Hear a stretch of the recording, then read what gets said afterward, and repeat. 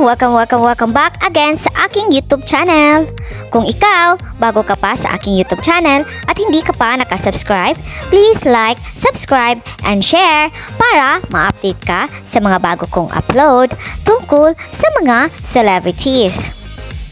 Oyo Boy Sotto at Kristine Hermosa, kasama ang kanilang mga chikiting ay nag-getaway sa isang resort kung saan nag-swimming ang kanilang mga anak.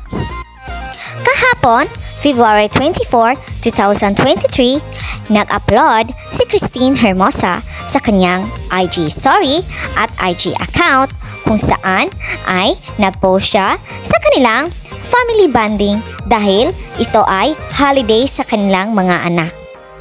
Nag-spend sila sa oras sa kanilang mga anak kung saan dinala nila ito sa isang resort at naligo sa swimming pool.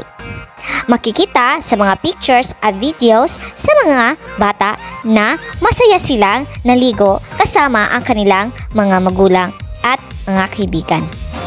Panoorin natin ang kabuuan ng nasabing video nila Oyo Boy Sotto at Kristine Hermosa.